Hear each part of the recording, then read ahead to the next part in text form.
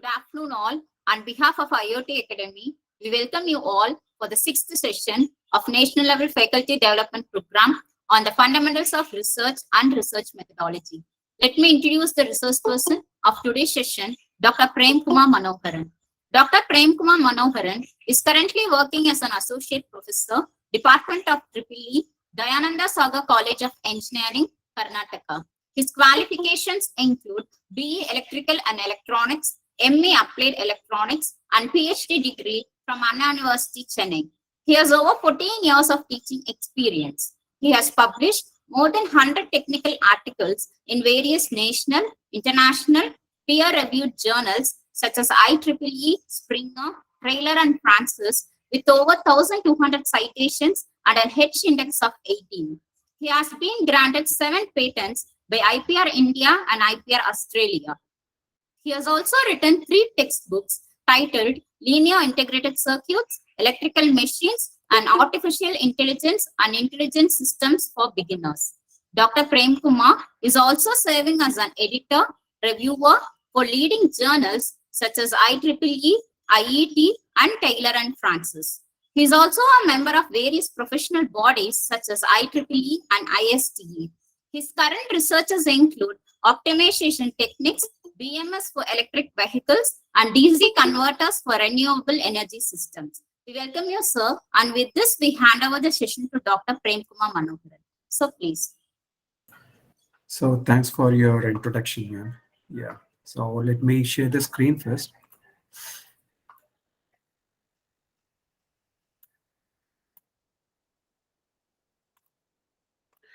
I hope my screen is visible right now. Yes, sir, it is visible. Sir. Yeah, yes, thank you. Yes, so good afternoon to all. I just welcome you all for this, the last day of this FDP on fundamentals of research and research methodology. So before starting my session, I would like to thank the IoT Academy for giving this wonderful opportunity. And I also thank my own institute for giving the permission to present in front of you people. So today I would like to discuss about how to publish the papers in the UGC Care and Scopus indexed journals.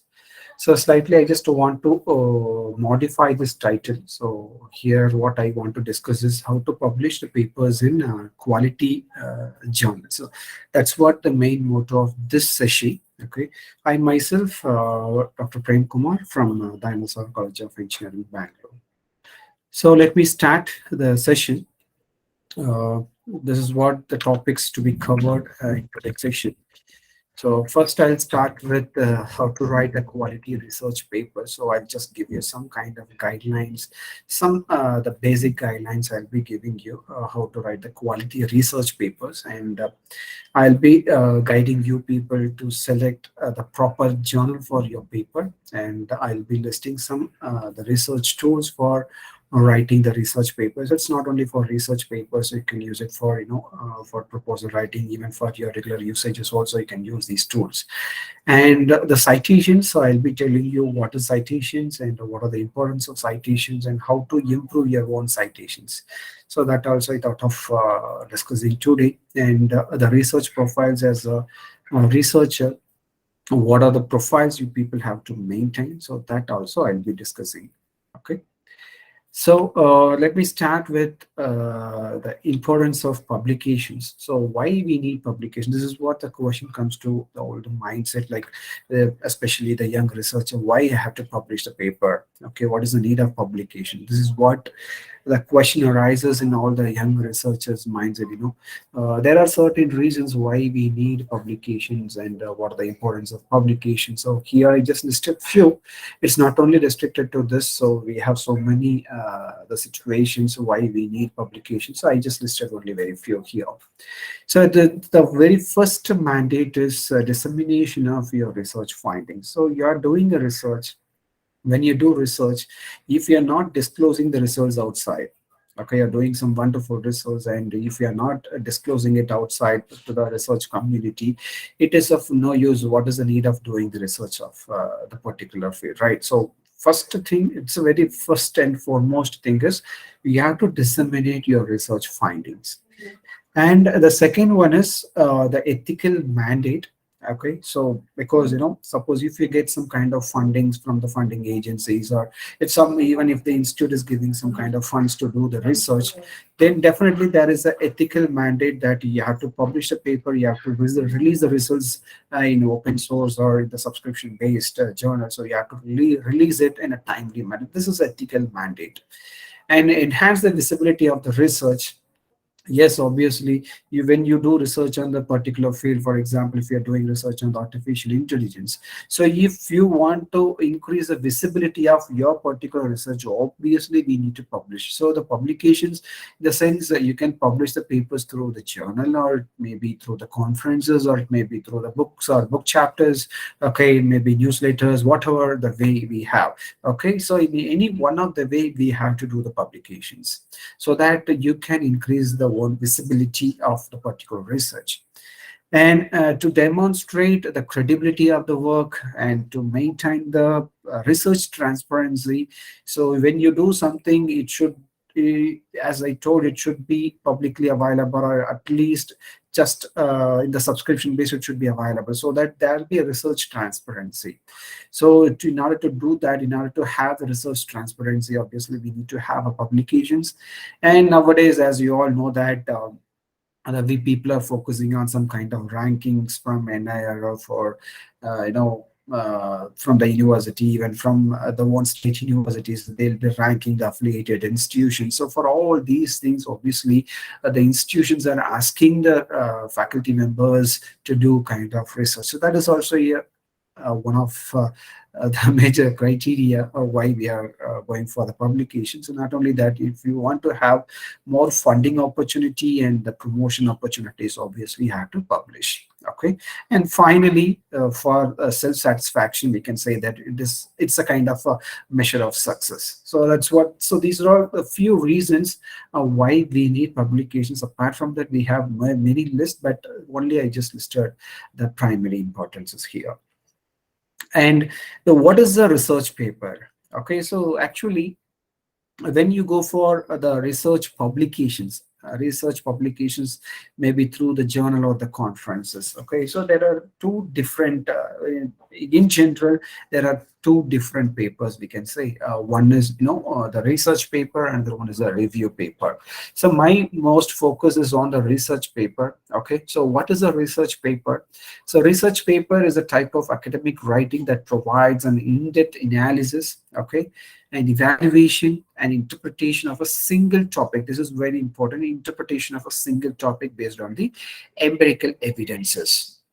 But in case of a review paper, it's a kind that is also a academic kind of writing, but we do the analysis part also, but we will not do any kind of valuation. Okay, and we'll not talk only about a single topic. And even for review papers, there is no need of any empirical evidences, but for the research paper we need empirical evidences, or else obviously that cannot be considered as a research paper. So the evidences may be through the simulation or through the hardware, whatever the possible way is there. Okay, you have to validate your findings, so through the simulation or the hardware. And the research papers are bedrock of modern sciences and the most effective way to share the information across the wide network. So when you write the research paper, obviously to reach the wider community of the people.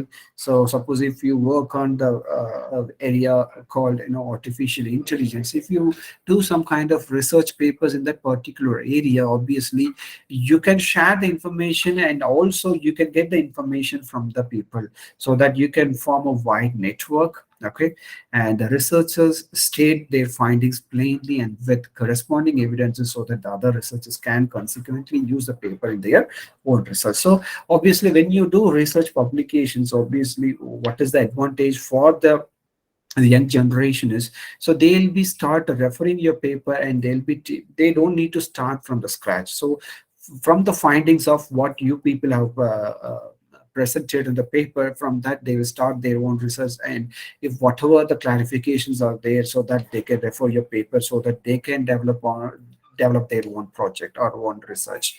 So these are all the reasons why we need research paper. Okay, and how long should be a research paper? See, there is certain conditions, irrespective of the journal. Okay, there are certain conditions like we have different types of publications like a research paper, review paper, short communications, letters, then editorial, etc. We have different varieties of publications.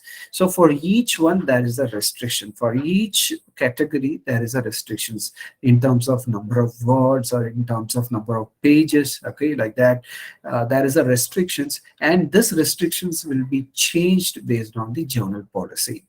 Okay, and whatever I'm presenting here, it's based on, by compromising all the publishers. I have listed a few points here. But so when you write a paper, for example, if you want to write only a short communication paper, you just check the particular journal, is there any possibility of submitting the paper under short communication category? If that is the case, what should be the number of words? Everything you check it before submitting the paper itself. So I'll just give you the basic guideline, okay, based on the review from the many of the publishers.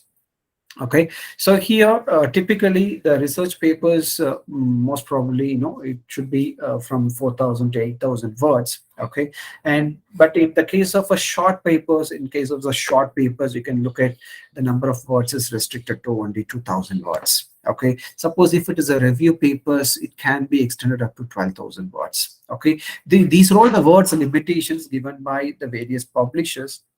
Okay, so you have to follow it. Suppose if you're writing the research paper, it is better to have it less than 8,000 words. But some of the open access journals are there. Okay, so in open access journals, there is no such restrictions. Even you can write the paper with even 100 pages also. It's not a problem.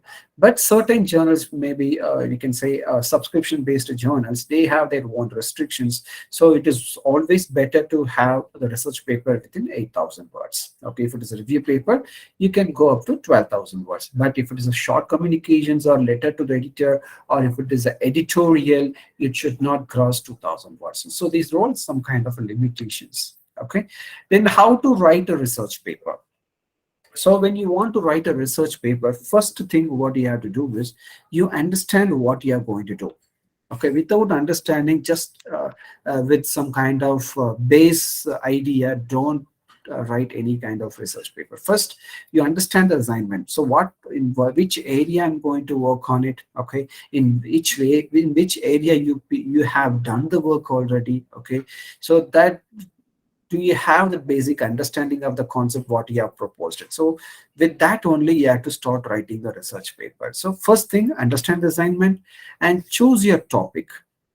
Okay, so for example, as I told you, the artificial intelligence, maybe you people may be interested, but in artificial intelligence also there are a lot of subfields are there. So in that subfields, you have to select your proper topic. Okay, for example, you can go with, no, I'll be focusing on feature selection, or I'll be focusing on feature extraction. No, I'll be focusing on image processing. So like that, you have to select your proper topic first. After understanding the work, you have to select the topic.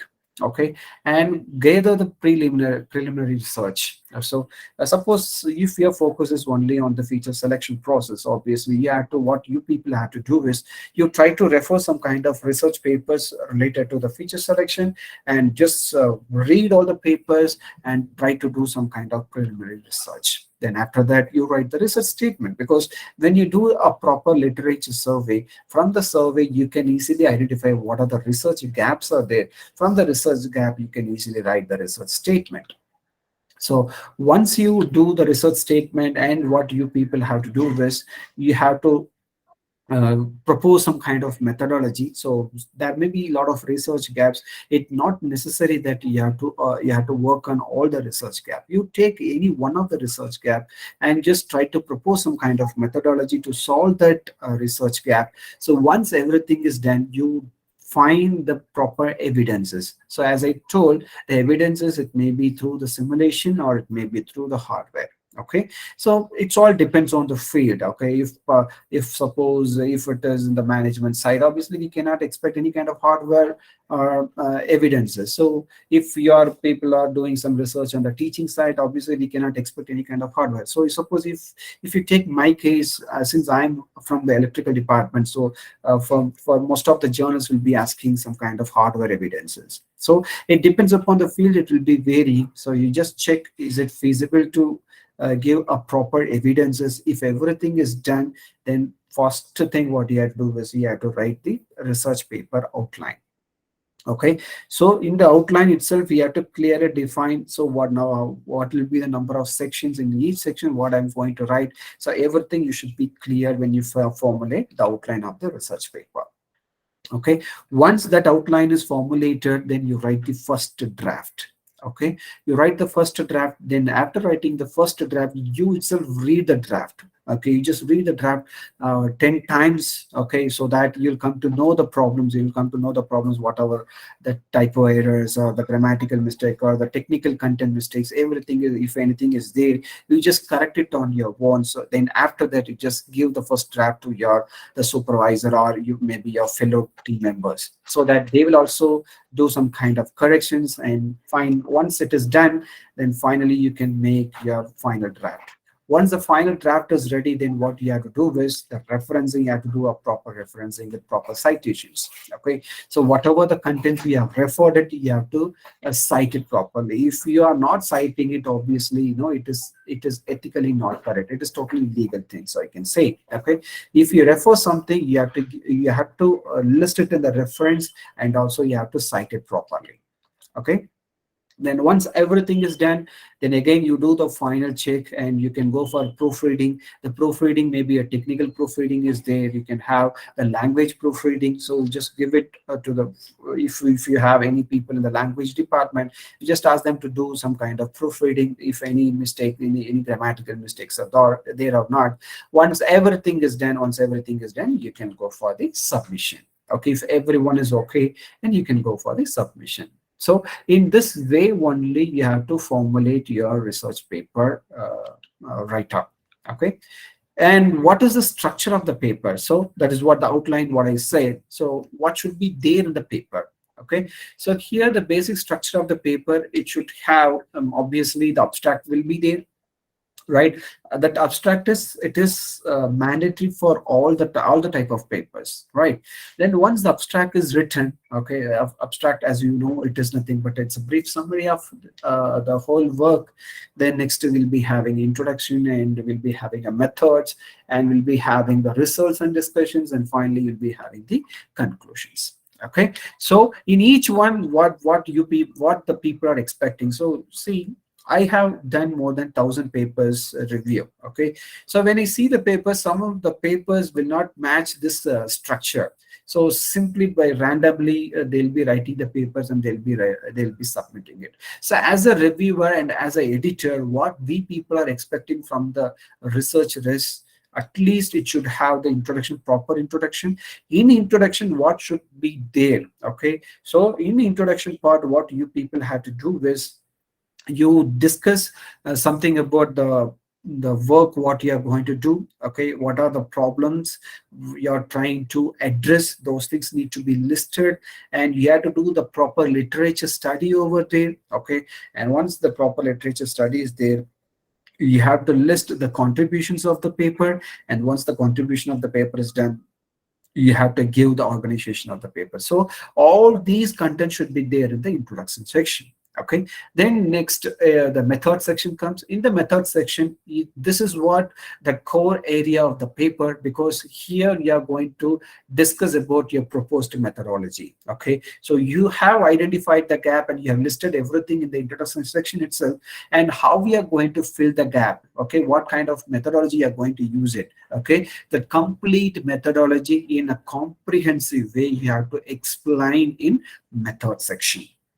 Okay, once the method section is done, then what you have to do is you have to go for the evidences, right? So the evidence is nothing but, uh, as I told, it may be a simulation evidence or it may be hardware evidence. So all the results need to be observed and that need to be kept in the paper. Okay, so it is when I review some papers, I could see many results will be there in the paper, but there won't be any proper justification. There won't be any proper discussions as well. Okay, when you put something in the paper, so you should justify why it is kept and what the readers can understand from the figure, what the readers can understand from the table, that everything you have to discuss in detail.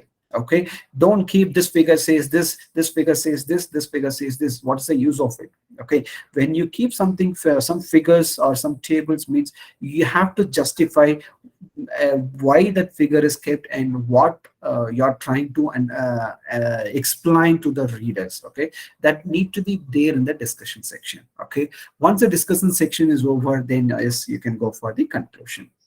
Okay, and one thing you keep it in mind when you write the conclusion, the phrases in the abstract and the phrases in the conclusion should not match. Okay, this point you keep it in your mind always, because all the quality journals expects this kind of process. Okay, conclusion and abstraction both should not have the same phrases. Okay, this point you keep it in your mind. Okay, and the references should be used wisely. Okay, key assertions should be referenced, as well as the methods and instrumentations used also to be referenced. Okay, the referencing is very, very important. Okay, I'll be telling you how many references is required if it is a research paper, and how many references are required if it is a review paper. That also I'll be telling you.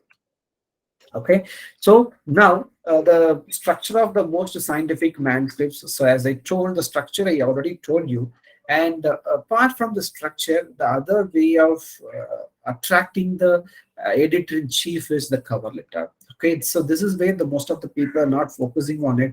So the cover letter is very, very important. Okay, so because the editor-in-chief, they don't have time to check the complete paper. Okay, so they'll read only the cover letter. So in the cover letter itself, you have to define your problem. You have to convey a brief summary of your paper in the cover letter itself. Okay, and what is the novelty of your paper? Okay, who are all your authors? Okay, and the conflict of interest statement, financial interest, everything need to be disclosed in the cover letter itself.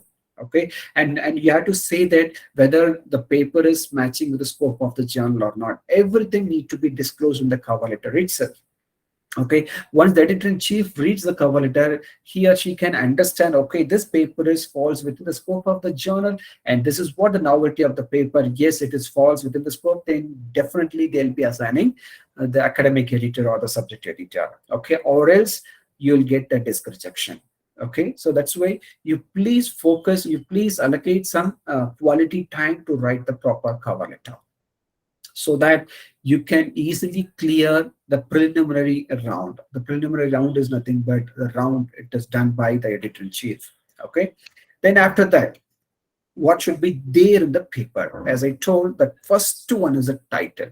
Okay, and be specific to the research. Okay, don't give any generic words in the title of the paper. You just be specific. So why I'm asking you to give a specific title is because if you want to increase the citation, the specific titles are very important, because when the people start searching some papers related to a particular field, they'll keep only the keyword.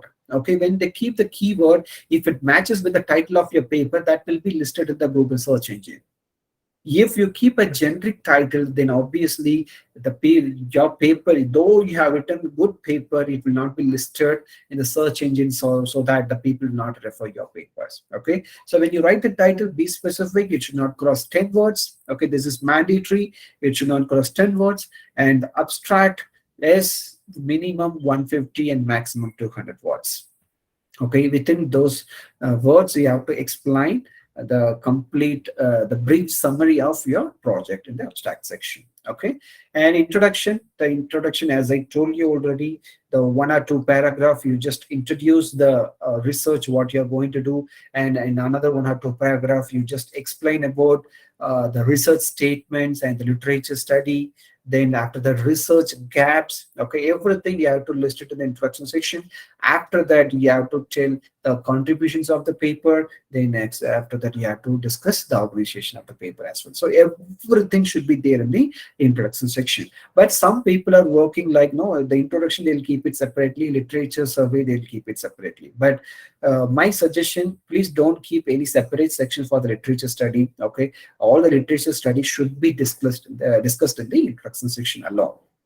The next one is methodology. Methodology, be specific. That is very important. Okay, as I told you, the methodology should be explained comprehensively, but don't discuss any known stories in the methodology. Whatever the known stories are there, you please remove it. Only whatever you're trying to convey, that need to be there in the methodology. So be specific. And the results, you have to do the comprehensive analysis. As I told, don't keep only the figures or the tables. Okay, you do the comprehensive and critical analysis of the results obtained, and you discuss everything in the result section. Okay, the next one is a discussion section. In the discussion section, what you people have to do is you have to discuss the findings. Okay, why this findings? Okay, why my proposed methodology is better than the traditional one or whatever the existing one. Okay, that you need to be that you have to discuss in the discussion section.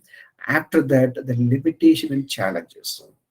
Okay, so whatever we do, okay, whatever we propose, obviously that proposed methodology will be having some kind of limitations and challenges. So that need to be disclosed in the paper itself. Okay, so that you can disclose in the discussion section itself. Okay, then after that, the acknowledgement. Suppose if we have any kind of fundings from the funding agency, then obviously you have to disclose all the funding agencies. Okay, with the fund numbers, everything. Okay, and suppose if you get any kind of guidance from some XY person, so you can acknowledge those researchers in the acknowledgement section. Okay, even you can acknowledge the reviewers, even you can acknowledge your institutes as well. Okay, the next one is a conclusion section. Actually, I think it is missed here. The conclusion section is required. Okay, in the conclusion section, what you people have to disclose is you have to disclose what are the research findings from the paper. Okay, what you did. Okay, and what are the findings, then what is the future scope of the particular methodology what you have proposed it. Okay, the future extension also need to be disclosed at the conclusion section alone. Okay, once everything is done, then finally I'll be going to the reference section. Okay, the reference section, how many papers you have to keep it? This is again a big question. Okay, so if it is a research paper, you have to refer, you have to list at least 25 papers. Okay, this is what I'm telling you, at least. Okay, the next one, if it is a review paper, minimum 100 papers you have to do a proper review. Minimum 100 papers. You can go up to 200 or 300. It's not a matter. Okay, because when you refer many papers, you'll get many ideas. You can list everything. You can do a proper and critical analysis. So if it is a review paper, you should refer minimum 100 papers. This is what, from my experience, from my own experience, and from the editorial and the reviewer experience, I'm just sharing everything with you people. Okay, and the tables and figures, so avoid unnecessary tables and figures. If something you keep it in figure, the same thing, if you want to convey in the table format, don't do it. Okay, if you have conveyed all the information through the figure, you avoid tables. Or if you want to if you analyzed everything through the table, you just avoid figures. Okay, don't keep any unnecessary tables or the figures. So these are all the expectation from the review team or from the editor-in-chief. Okay, you follow this, obviously your paper will go for the review. Okay, or else you will get desk rejection. Okay, obviously if you have a novelty, it will clear the reviewers also. Finally, your paper will be published. So that depends upon the methodology and the results, how we are going to discuss. Okay, so this is what a quick checklist before submitting the paper. Okay, so here there are two different checklists I have given. One is a structural edits checklist, another one is a word choice, grammar, spelling edit checklist. Okay, so in the structural edit checklist, whatever I listed is your research statement is clear and concise? Is your paper well organized? Does it flow from the beginning to end with logical transitions? See, whatever the structure I have given already, if you follow the structure properly, definitely this second checklist you can easily avoid. Okay, you can see, does it flow from beginning to end with the logical transition? So some, if I see some papers, they'll be like randomly, they'll be discussing whatever they know, they'll be randomly discussing it. That should not be there. Okay, there should be a flow from the beginning to ending. Okay, so that you have to maintain it, and do your ideas follow a logical sequence in each paragraph? Have you used concrete details and facts and avoid a generalization? As I told, since it is a research publications, yeah, you should not use any kind of generalized words. You have to be specific to the particular research. And do your arguments support and prove your thesis? As I told, you have to have, go with some kind of evidences. And have you avoided repetitions? Okay, as I told, no, if something is explained already, don't explain the same thing again in the other section. Okay, if something is explained already, you just call that section and you can say as discussed earlier, then you can discuss. Okay, don't repeat the concepts, or don't repeat the same matter again and again. Okay, and are your sources properly cited, or whether you have referred whatever the papers you referred, everything is listed or not, and whether it is properly cited or not, you have to check it. Okay, then final check is what? The plagiarism. Okay, so before submitting, check the plagiarism. If it is within the prescribed limit, you can go for the submission. This is with regard to the structural checklist, and this is with regard to the language. Okay, is your language is clear and specific? And this you can avoid if you go for some English proofreading, that language proofreading. If you go, definitely you can avoid these problems. Is your language clear and specific? Do your sentences flow smoothly and clearly? Have you avoided filler words and phrases? And have you checked for proper grammar, spelling, and punctuations? Okay, so you just check everything. Then finally, if everything is ready, then you can go for the submissions. Okay, and what are the common mistakes that people will do? Okay, so that also I have listed here. Okay, so the few things what I just want to do convey, because it's a very big list. Whatever I listed here is a very big list. So from on the whole, what I'm trying to say here is, the first thing, you should not use or you should not claim any superfluous. For example, you should not claim much more. So for example, if you don't say that from here I will touch the flight, so that is a big claim. Okay, you cannot prove it. Okay, so don't use any superfluous statement in the paper. Okay, that is very first thing you have to follow. Okay, and the second thing is, before submitting any manuscript, okay, you just check the journal's instruction for authors. Okay, just download the guidelines, you just check it. Okay, well, after checking, then you go for the submission. Then, as I told, the number of the limitations, page limitations and word limitations will be there. Everything will be there in the journal instruction for author itself. So you read it clearly, and once it matches, then you can go for the submissions. Okay, suppose if the language is poor, please don't submit the paper. Okay, you correct the language. Okay, wherever the mistakes are there, you just correct it, then you just go for the mistakes. Okay, I just listed many points here. I'll just share the slides with you. Okay, so whatever I discussed earlier, everything will be, some points will be repeated, some points will be new. Okay, just refer it so that you'll get some kind of you can avoid these kind of mistakes when you go for the submissions. Okay, and choosing a journal. So how to select a journal? Okay, and on what basis I have to select a journal? Okay, so here, on what basis you have to select a journal is, first thing, the audience. Okay, so what kind of audience will be reading the paper in that particular journal? Okay, and whether your paper is matching with the journal scope or not. Okay, based on that, the first thing, you have to select the journal. The next one, how prestigious is the journal in your field? Okay, so for example, you're writing the paper on the artificial intelligence, and if you submit the paper in the structural optimization, then obviously the paper, it is of no use, right? You have to select the prestigious journal in your particular field. Okay, so even the structural optimization is also one of the renowned prestigious journal, but for your field, it is not a prestigious journal, right? So for your particular field, which journal is good? Okay, which journal is having the highest readers? Okay, which journal is having highest impact factor? Which journal is having highest site score? So based on that, you have to select a journal. Okay, then third point, what you have to do is you have to see the time frame. Okay, so the time frame is very important because some journals will take years of time to do the reviewing.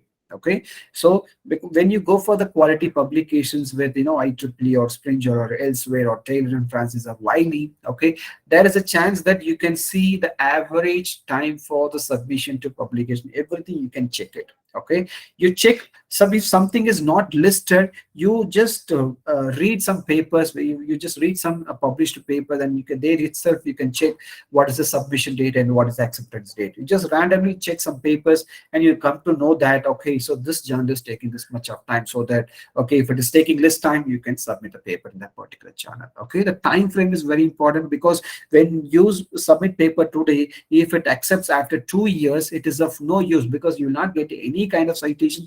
No one will refer your paper by the time your idea is also evolved. Okay, so be specific to the time duration. The next one is the cost. Okay, so the cost, see, we have a lot of open access journal, we have some kind of subscription based journals also. So you just decide, suppose if you have the funds, if you have funds to publish the papers in the open access journal, you just go for the open access journal so that you'll be getting quick publication with, see, that is the difference between open access journal and the predatory journal. So open access journal means it is the cost is bared by the author. Okay, for the readers it is at free of cost, but there won't be any compromise in the quality. Okay, but predatory journals are not like that. Predatory journal, they'll be getting money, they'll be publishing whatever you submit. Okay, but these open access journal, what I mean is it's a quality open access journals. Okay, if you have money, you just go with open access. If you don't have funds, you check. Okay, check the subscription. So, okay, if subscription option is there in the journal, then you can go for it. Okay, so based on these criteria, you have to select the proper journal. Then indexing databases. So these are the various indexing databases. Whatever I listed here, it's only few. Okay, and in that also the major indexing databases, the first three in the red font, what I have mentioned here. The one is Web of Science, another one is Scopus, and another one is the Google Scholar. Okay, these three are the major data indexing databases. But apart from that, we have so many. Okay, so but in this indexing databases, which one is having the higher level? So that you should know. Okay, the higher level is always the Web of Science journal. Okay, even the Web of Science journals also, we have multiple levels like SCIE, that is Science Citation Index expanded, then Social Science Induction Citation Index, and Emerging Source Citation Index, and Conference Proceeding Citation Index. So this is only for conference publication, and this is only, it's a first level of SCI. Okay, and these two are the quality journals, we can say. Okay, these two are at the top priority level. Then after these two, this ESCI comes. After ESCI, the Scopus comes. Okay, so most of the people are focusing only on the Scopus. Okay, so all the Scopus journals are not a quality journals. That's what I'm saying. Okay, suppose if you publish one paper in SC index journal, that is having more weightage than 10 papers published in Scopus. So that is what the level. Okay, so keep it in your mind. Try to focus some kind of SCS journal so that the quality will keep improves. Okay, then after that we have Google Scholar. Google Scholar is it's a low level indexing databases. Okay, because in the Google Scholar, whatever the material available online, so that will be indexed by Google Scholar. But the Scopus and Web of Science is not like that. Okay, so it is having its own restrictions, and it is having they are having their own policy. So based on that only they'll be indexing it. Okay, and this Web of Science is completely taken over by the Clarivate Analytics. Okay, so that Clarivate Analytics only doing all the process, and they will be assessing the journals, and they'll be approving the journals for SCI or SSCI or ESCI. Okay, and they will be releasing the impact factors. Okay, and they'll be releasing the other performance metrics of the journals. Okay, and the Scopus entire thing is handled by Elsewhere. Okay, so this Elsewhere is responsible to give the site score. Okay, for the quadrature. Okay, which quarter it is, Q1, Q2, Q3, Q4, everything will be taken care by the Elsewhere. But the Google, it is also having its own metric. So the metric is nothing but maybe I10 index and H10 index is there. So that will be taken care by the Google. So apart from that, we have so many indexing databases, so that I don't want to discuss. But the major one is these three. So out of that, the top priority is the Web of Science, that is SCI and SSCI index. Because for all arts and science, this will be applicable. For all engineering, this will be applicable. Okay. And this is the primary level to go to SSCI or SEI. Okay. This is the first level. And this is only for the conference proceedings. Okay. And now the threats of predatory journal. So when before submitting the paper, you just be careful. Lot of predatory journals are there. Okay, you just check. We have a lot of sites. Okay, we have a lot of sites. It is better you just go to scopus.com. Suppose if you want to publish any papers in the Scopus Index journal, just go to scopus.com. There you can see all the sources. Whatever the journal name is there, you keep it, you search it. That Scopus itself shows the proper journal homepage. Okay, go to that site and you just select and submit it. Okay, so because for the one journal name, they'll be making as a clone and they'll be getting a lot of money from the people, and they'll be publishing the paper whatever you're sending by getting money from you. Okay, once the paper is published, that paper will not be indexed anywhere. The complete work is wasted and complete money is wasted, and it will not be indexed anywhere. Okay, so for example, I'll tell you one case study. One of my friend, he published one paper in SCA indexed journal. Okay, and he paid around $750. He paid it, he published it. Okay, after publication, he was waiting that the paper will be indexed in Scopus. He waited 1 month, 2 months. Then finally he contacted the Scopus team, and finally he comes to know that what the paper where he published is in the predatory journal.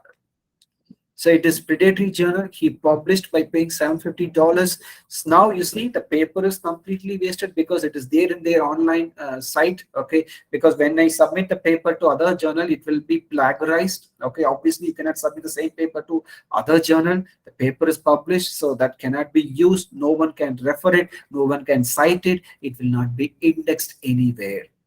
So that is what the problem with the predatory journal. So just be careful. So don't get trapped by these predatory journals. So check it. If you have any hesitation, you check with your professors or you check with your friends. Okay, check with your research teams. Then finally submit the paper. Okay. So this is what with regard to the predatory journals. Okay, and what are the writing tools are available? Okay, so we have a lot of writing tools. Okay, so usually we'll go with the Microsoft Office, right? And we'll be going with the LaTeX. So then we have some other tools like, the Open Office and LibreOffice is also there. Okay, Microsoft Office, as you all know, it's a commercial version, but it's a very good tool for writing the papers, writing the proposals, everything. Microsoft Office is very good tool, but it's the commercial version. If you have money, yes, you can go for the commercialized Microsoft Office. And no, sir, we don't have money, but we want to write some papers, means obviously you can focus on the LaTeX. Okay, LaTeX is a completely open source. You can if suppose if your paper is completely related to mathematical equations, it is preferred to go with the LaTeX. Okay, but the thing is, you should know the basic programming to write the papers or research proposals with LaTeX. Okay, and apart from that, we have some kind of open access open source office tools also available, Open Office and LibreOffice, so that also you can use it. Okay, but my preferred tool is Microsoft Office and LaTeX, particularly if it is a lot of mathematical expressions are there, preferably you go with the LaTeX. Okay, and some of the drawing tools also I listed here. Okay, so here you can see Microsoft Visio is there, Draw.io, eDrawSoft, Inkscape, GIMP, Dix, SmartDraw, Glyphy, Kako. So many online and offline tools are there to draw a proper figure, to draw a professional figures. Okay, so out of which the Microsoft Visio is the commercial version and the SmartDraw is also a commercial version. Okay, and other tools we have online versions as well. Okay, so but if you have money, you better to go with the Microsoft Visio. Okay, it's a very good tool for plotting all the professional diagrams.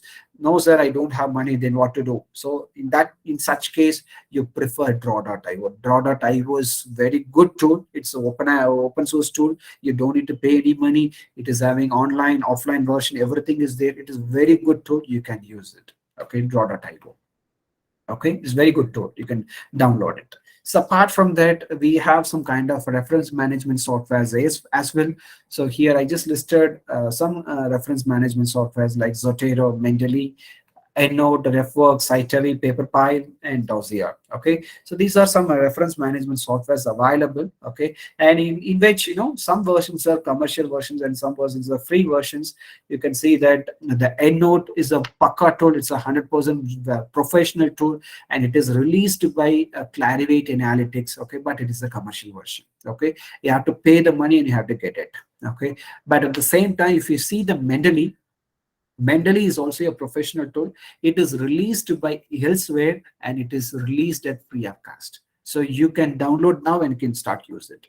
Okay, so that is an advantage with the Mendeley. So I prefer Mendeley, especially because of open source, as well as it is very user friendly as well. Okay, so many plugins also available with Mendeley. So I prefer to go with Mendeley, but some people they'll go with Dossier as well. Okay, but if you have money, if you have the funds, you can go with EndNote or RefWorks or Cytv or PaperPile. So all these versions are commercial version.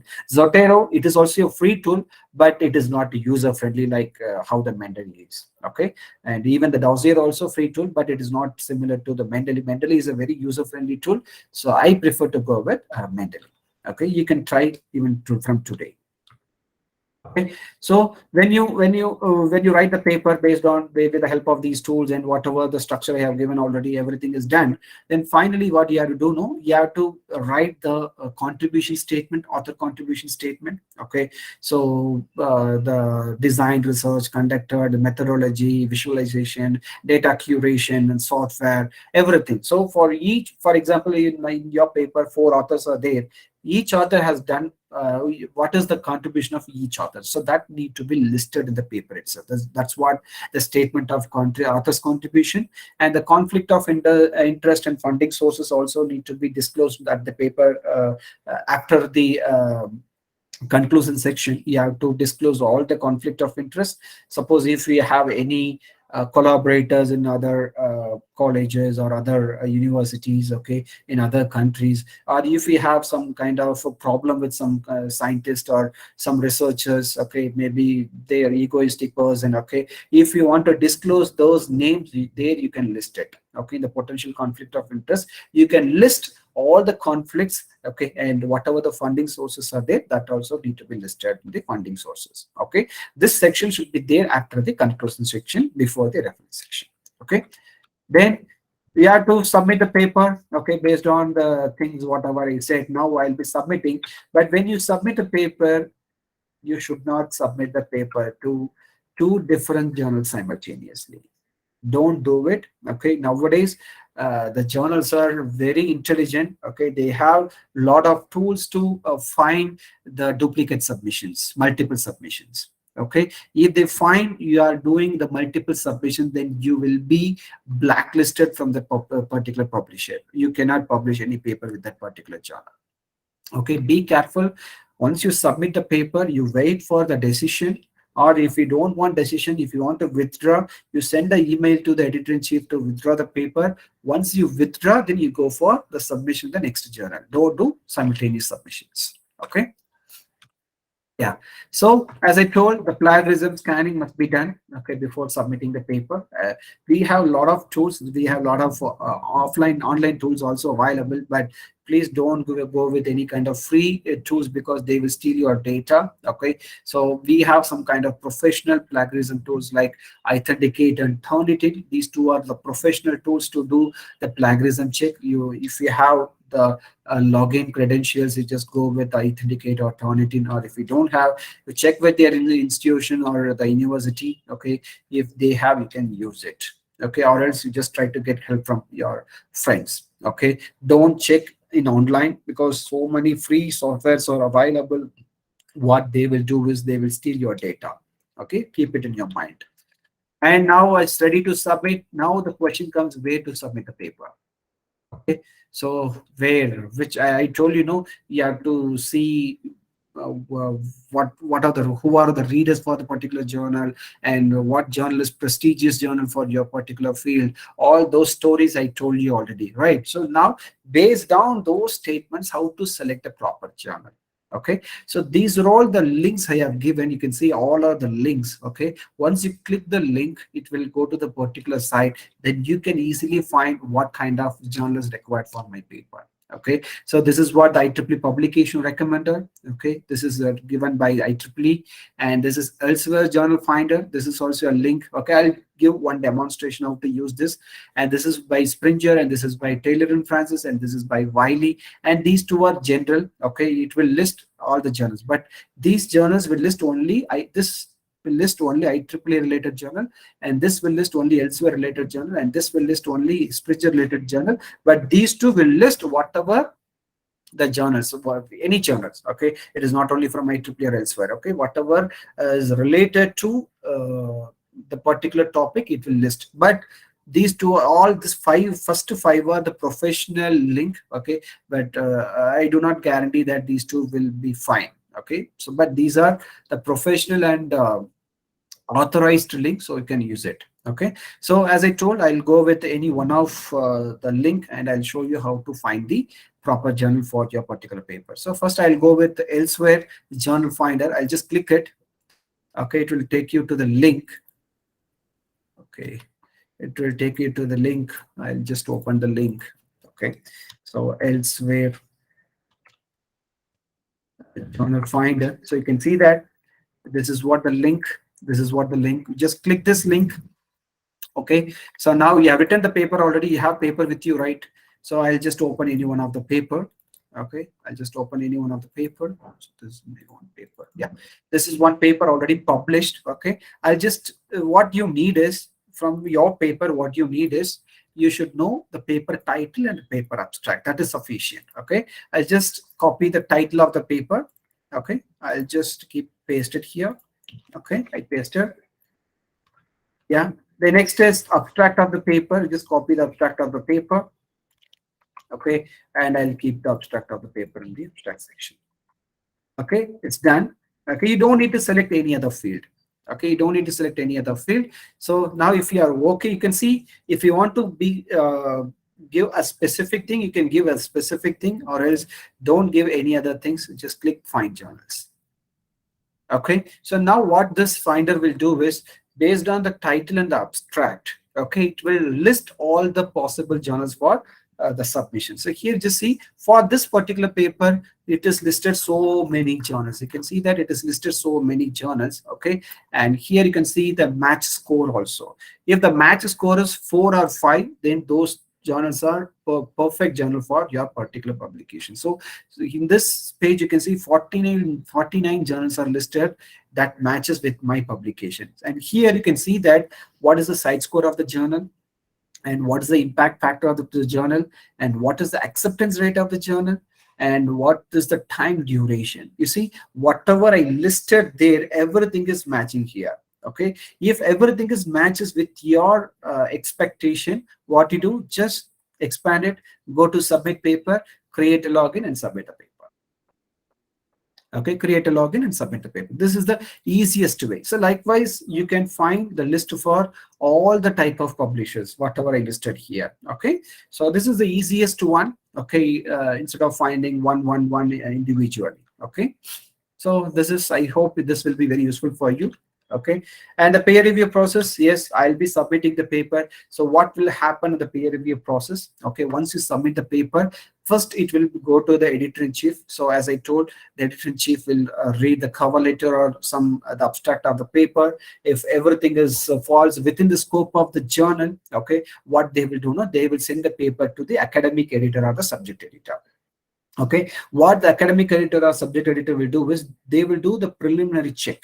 Preliminary check in the sense, preliminary technical check, they will do it. Okay, once the quality of the paper is not good, they will do immediate rejection. Okay, if the quality of the paper is somewhat okay, then they will find the proper reviewer, and they'll send the paper to the proper reviewers.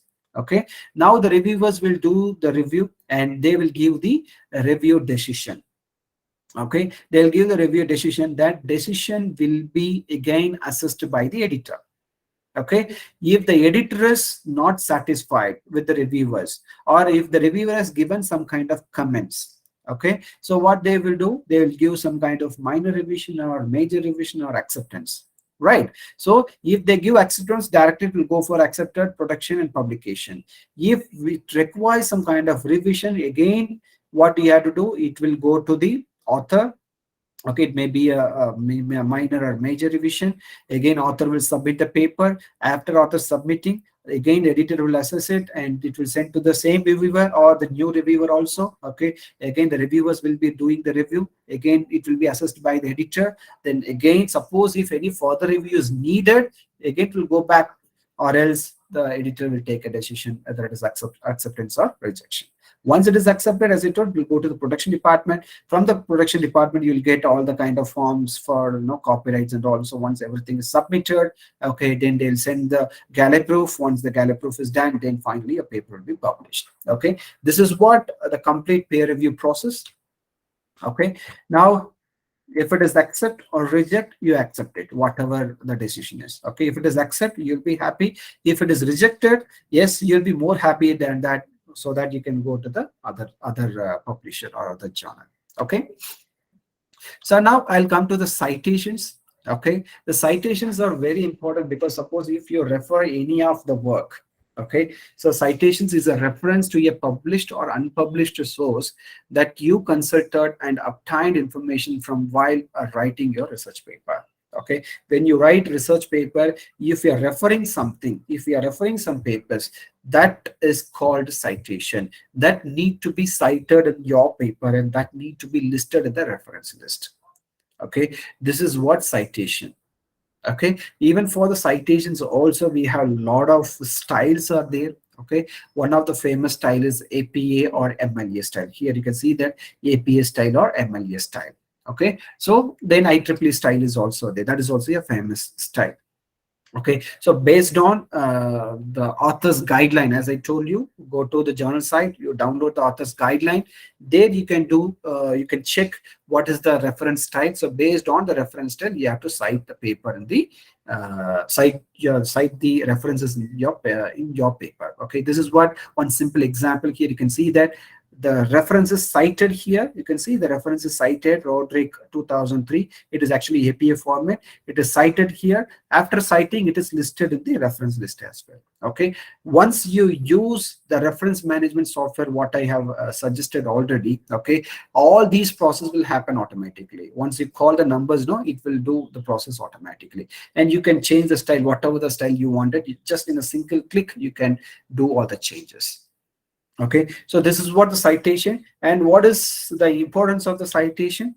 Okay, so this just to have the reinforcement of your arguments and strengthen your arguments and intellectual property, and to summarize and to paraphrase or to use direct quotes. So for everything, you have to cite it. Okay, so suppose if you copy any material from any of the paper, any concept from any of the paper, that need to be cited. If it is not cited, it is ethically not correct. It is completely illegal process. Okay, so this is with regard to in general what is citation, what are the importance of citation. So here what I am telling you, how to increase your own citation. You published a paper, okay, and that published paper is assessed by only citations. Okay, how to improve your own citation. So here, these are the list I listed here. You can see that cite your past work when it is relevant to your new manuscript. When you're writing new paper, okay, if old paper, if already published paper is matching with the new one, obviously you can cite it. But this number should not be exceeds more than 2. Okay, if it is less than 2, you can add in the new manuscript. If it is more than 2, you go only with 2. Okay, don't go more than 2. Okay, that is because some journals having some certain kind of policy. Okay, the next one, carefully choose your keywords and use your keywords and phrases in your title repeatedly in your abstract. As I told you, if you want to increase the citation, the title should be specific title. Okay, and the keywords should be specific keywords. Then only, in the search engine, your paper will be listed. If the keyword or if the title is not proper, it will not be listed in the search engine. Definitely, you'll be losing the citations. Okay, and use a consistent form of your name on all your papers. Okay, so sometimes I'll be using M Prem Kumar, sometimes I'll be using Prem Kumar M, sometimes I'll be using Prem Kumar Manohar, and sometimes I'll be using Manohar and Prem Kumar. So if all these names are there in the papers, then the authors, the readers will be confused. Okay, so use consistent name in all your publications so that the people, suppose if you are expert in that particular field, the people start to refer your name and they'll download all the papers with refer to that particular name. Okay, so keep the consistent name in all your publications, and make sure that your information is correct. Okay, so that is also very important, and this is again another way to increase the citation rapidly. Okay, share your data. Okay, we have a lot of public repositories are there, like Mendeley, Figshare, GitHub, and hardware database and Codos and IEEE data ports, so like that. We have a lot of open source repositories are there. There you can share the code, you can share the software, there you can share the data sets, whatever you have used it. Okay, if you share it, definitely the people will start citing your papers. Okay, this is another way of increasing the citation. And present your work at conferences so that you can have the proper networking. Once the networking is there, the people will start refer your papers. Okay, and you just advertise your paper. Okay, just advertise your paper through the social media. Okay, the social media in the sense Facebook, Twitter, academia.edu, ResearchGate, Mendeley, wherever possible, LinkedIn. Okay, wherever is possible, just advertise your paper so that it will reach to the maximum people, and so that the people start to refer your papers. Okay, so, and this is the some other aspects of increasing the citations. So I just listed many points here. You just refer it so that you get some kind of points. Okay, and as I told, finally, the author's profile. Okay, if you are a researcher, okay, if you are a proper researcher, obviously you have to keep all these research profiles. Okay, if you're not having the research profiles, then obviously you will not be identified, you will not be recognized in the research community. Okay, so all these profiles are important. One is ORCID ID, and one is a researcher ID, or we can say it's a Web of Science profile, research profile. Okay, ORCID ID is common to all the research publications because it's a unique ID for each author. Because now whenever you go for submission in the quality journal, there itself they'll be asking you to submit the ORCID ID because it's a unique ID. This ID will be very useful for proper citations. Okay, so this is again, all these things, everything is at free of cost, you can do it. Okay, and the pabloons actually, they removed it. We have only the Web of Science research profile. So there you have to create a profile, and in that profile you can add all the Web of Science publications, Web of Science citations, and suppose if you do any kind of reviews, okay, that also can be added in the Web of Science research profile. Okay, and the Scopus ID, suppose if you have one paper in the Scopus journal, then obviously Scopus ID will be created for the particular author. You contact the Scopus team so that they'll be giving you the Scopus author ID for you, and just from the once you publish one paper, suppose if you publish a second paper, the second paper also need to be included in the same profile. Okay, if it is not included, you can ask the people to include the same paper in the same ID. Okay, keep this point in your mind. So you should have the Scopus author profile as well. And the Google Scholar, yes, Google Scholar, as you all know, initially the Google Scholar ID you can easily create with the Gmail ID itself. But nowadays for a Google Scholar profile, what the people are asking is they are asking the institution ID. Okay, once you have an institution ID, you can easily create the Google Scholar author profile so that there you can list all the publications, all the citations. You can H index, I index, everything in the Google Scholar. So these four are, it's a professional profiles. Okay, this is by ORCID. Okay, this is by Web of Science Clarivate Analytics, and this is by Elsewhere, and this is by Google. All the professional profiles. Okay, and these are all the other profiles are the social media profiles. For the very first one is the ResearchGate. Okay, if you don't have any account with the ResearchGate, you just try to open it by today itself so that you can easily communicate with the people around the world. Okay, ResearchGate as well as the academia. Okay, the next one is the Microsoft Academy ID. It is also similar to the ResearchGate, but ResearchGate is more familiar than the Microsoft Academia. Okay, and finally, you should have the own website. Okay, a lot of free website tools are there. Use it and create your own website so that you can advertise your papers, whatever you publish. Now you can easily advertise so that it will reach to the many people. Okay, so these are all the profiles we have to have it as a researcher. And finally, I just want to acknowledge. So I acknowledge the contents of the other peers whose contents are being used to comprehend the subject better. And I do solely for the academic purpose. I do not claim any ownership of any of the contents of the other peers. I just used only for the presentation purpose. I'm not claiming any ownership. Okay. So with this acknowledgement, I would like to thank you all people for patient listening.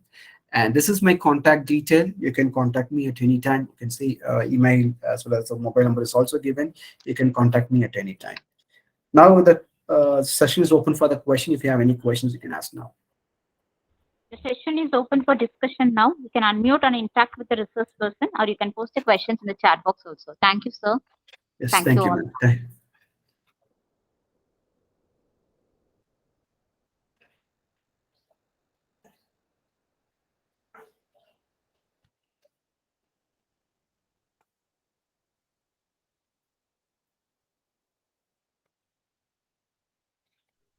So there is a question in the chat box, sir. Can I read, sir? Let me check, ma'am. Let me check. Yeah, I'll check it now. Yeah. Name of the Where it is, ma'am? I couldn't able to see the question. I'll read it, sir. Name Yeah, of yeah. the author in all journals can be used in the same manner. Can you do that? Name of the author? All journals can be used in the same manner. Yeah, definitely you have to do like that, because once you do different namings, no, then the people will be misguided, so that your paper will not be cited properly. Okay, so that's what I told you. You have to maintain the consistent names in all your publications. So if you maintain the consistency, so that the people start refer your names, and with the name only the people start search your papers. If the names are different, definitely you'll be missing the citation. And another question I can see, sir, these are paid or free drawing tools? Yes, I told you already. So some tools are free. So if you want to use a draw.io. It's a free drawing tool. Okay, it's a free drawing tool. You can use it, and it's offline and online. Both the tools are there. You can use it. Okay, it is having a lot of libraries, even for engineering, even for the management, even for the computer science. Everything you can use that tool. Okay, it is a good tool. It is almost similar to the Microsoft Visio. Microsoft Visio is a professional tool. It's a commercial version. You cannot buy it. Okay, but the draw.io is a free version. You can use it. Which is the best software for plagiarism? Plagiarism, as I told, there are two professional tools. One is Authenticate, then another one is the Turnitin. Okay, so both are the professional tools, but both are, you have to pay the fee. So suppose if your institution or the university is having the login credential, you can use it, or else you get help from some others. There is no other way, but don't use any online plagiarism checking tools. They will steal your data.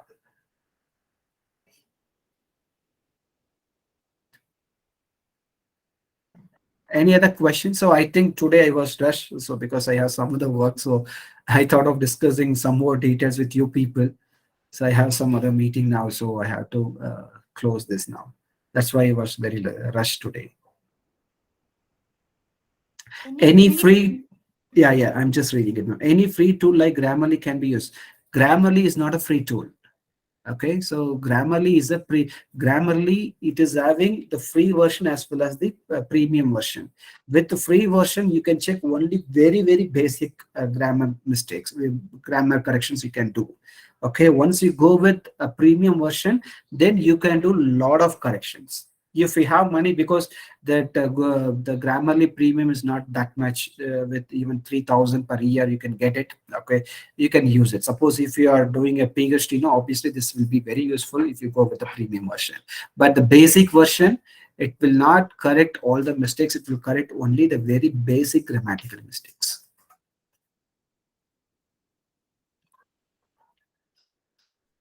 Any other queries? Yeah.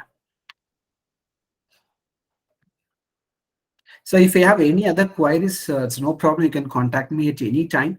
Okay, as I have given the details already. Okay, even you can contact the madam also. So you'll share my contact details. If someone raise a hand, so any doubts there?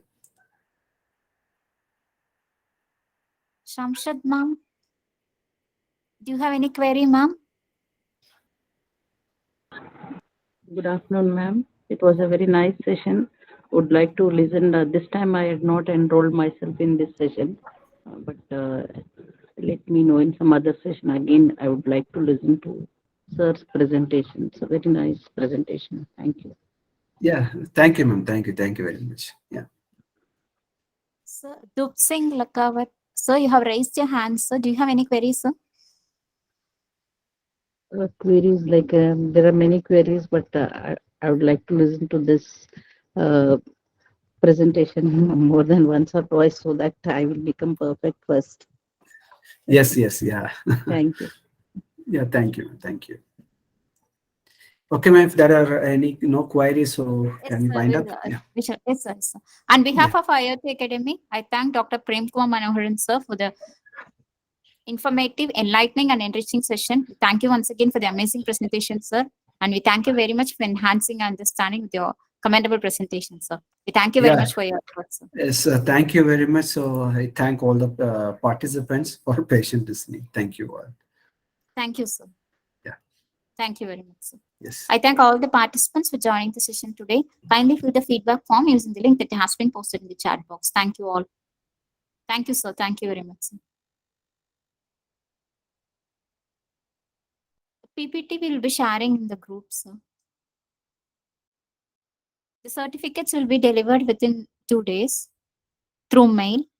You'll be receiving the certificates through mail within 2 days. Please check in the spam also. Thank you. Thank you all.